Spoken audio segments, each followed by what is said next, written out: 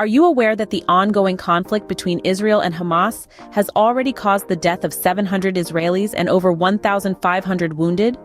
The intensity of the situation has even led major airlines to suspend flights to Tel Aviv.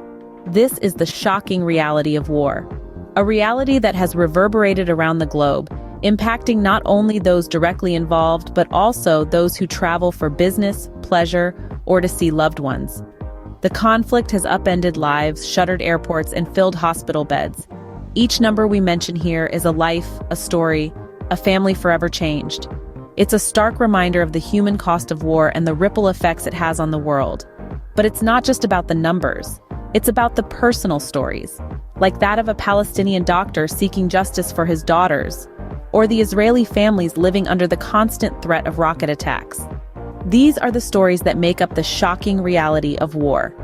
The gravity of this situation is undeniable. If you want to stay informed, please subscribe to our channel and share this video.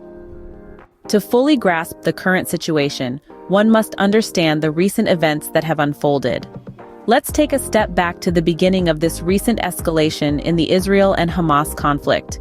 It all began with a significant attack by Hamas. This militant group launched rockets into Israel and infiltrated Israeli territory, actions which led Israeli Prime Minister Benjamin Netanyahu to declare a state of war. This was not a decision made lightly, but in response to a direct and imminent threat to Israeli sovereignty. As a consequence of this declaration, a series of retaliatory measures were initiated by Israel. The conflict was not contained within the borders of these two entities. It had a ripple effect throughout the world. Major airlines across the globe, from American Airlines to Lufthansa and Virgin Atlantic, suspended flights to and from Tel Aviv's Ben Gurion Airport. The Federal Aviation Administration even urged caution when flying in Israeli airspace, highlighting the global reach of this conflict. These actions were not without consequences. As of a certain Monday, nearly a fifth of flights in and out of Ben Gurion Airport were canceled, affecting thousands of passengers and further isolating Israel from the rest of the world. But the conflict was not just fought in the skies. On the ground, the Israel Defense Forces reported that 700 Israelis had died and over 1,500 had been wounded. The human cost of this conflict is staggering and continues to rise. In response to the ongoing attacks, Israel activated its David Sling medium-range air defense system for the first time since the declaration of war. This system, along with the Iron Dome and Arrow systems, make up Israel's air defense network, a testament to the nation's commitment to its own defense. These events have led us to where we are today, in the midst of a devastating and complex conflict. As we delve deeper into this topic, let's keep in mind the human cost and the global implications of this war. Beyond the political and military strategies, there is a human cost that is often overlooked. Let's take a moment to step away from the grand scale of this conflict and focus on the individual stories that paint a picture of the human toll. One such story is of Izzeldin Abuelaish, a Palestinian doctor who experienced a tragedy that is unimaginable for most of us. In 2009, amidst the chaos of an Israeli offensive, an Israeli tank strike claimed the lives of his 3 daughters and a niece.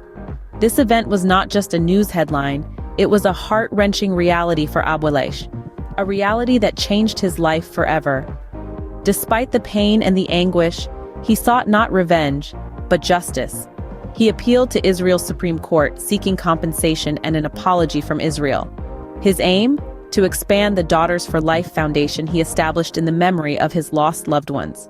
This foundation, born from personal tragedy, now serves as a beacon of hope, providing education and opportunities to Middle Eastern girls, irrespective of their nationality or religious affiliation. Let's also remember the 700 Israelis who have lost their lives and the over 1,500 who have been wounded in these attacks. Each one of them had a life, a family, dreams, and aspirations. Now, they are part of a grim statistic, a testament to the devastating cost of this conflict. These stories are but a glimpse into the myriad lives altered by the war. There are countless others, untold and unheard, hidden behind the veil of casualty numbers and political debates. These stories remind us that behind every statistic there is a human being with a story. And each story adds to the human cost, a cost that's too immense to be captured in numbers, a cost that continues to rise as the conflict persists. This conflict is not isolated. Its implications are global and its outcome uncertain. Let's broaden our perspective and explore the ripple effects of this conflict across the globe. The world is not just a silent spectator. Countries have taken sides, influencing the dynamics of this conflict. Major powers such as the United States and the European Union have traditionally supported Israel, while Iran and Turkey have extended their backing to Hamas. This divide mirrors the larger geopolitical schisms that shape our world today. The suspension of flights to Tel Aviv by major airlines around the globe is a stark reminder of how quickly local conflicts can impact global systems. The world's economy, politics, and peace are intertwined like never before. And this conflict is a cog in the intricate machine of global relations. Could this escalation lead to a larger global conflict? Could we be on the brink of World War III? While this might sound alarming, it's important to remember that the world today is different from what it was during the previous world wars. International institutions, diplomacy, and a shared understanding of the devastating consequences of such a war serve as deterrents. Yet the question hangs in the air, casting a shadow of uncertainty. The world watches as the layers of Israel's sophisticated air defense network are tested. The outcome of this conflict could potentially redefine defense strategies and power dynamics globally. The international community, however, fervently hopes that diplomacy and dialogue will prevail over destruction. As we ponder these global implications and potential outcomes, let's not forget the human cost. Each missile launched, each defense activated, impacts lives that yearn for peace. The world watches and waits as this conflict continues to unfold. In the midst of all this, the hope for peace remains. It may seem like a distant reality, but it's important to remember that even in the darkest times, there are always glimmers of hope. There are ongoing efforts, both internationally and locally, to broker peace and bring an end to this devastating conflict. Many countries, organizations, and individuals are tirelessly working towards a diplomatic solution, understanding that true resolution cannot be achieved through violence, but through dialogue and mutual understanding. The need for such a solution is more urgent now than ever. With every passing day, the cost of this conflict in human lives and suffering escalates. It's a cost that the world can no longer afford to ignore. It's a cost that the people of the region, who have endured years of turmoil and loss, can no longer bear. This is why the hope for resolution is so crucial. It's not just about ending a conflict, but about healing wounds, rebuilding lives, and creating a future where children can grow up free from the fear of war. It's about ensuring that the tragedies of the past do not become the realities of the future.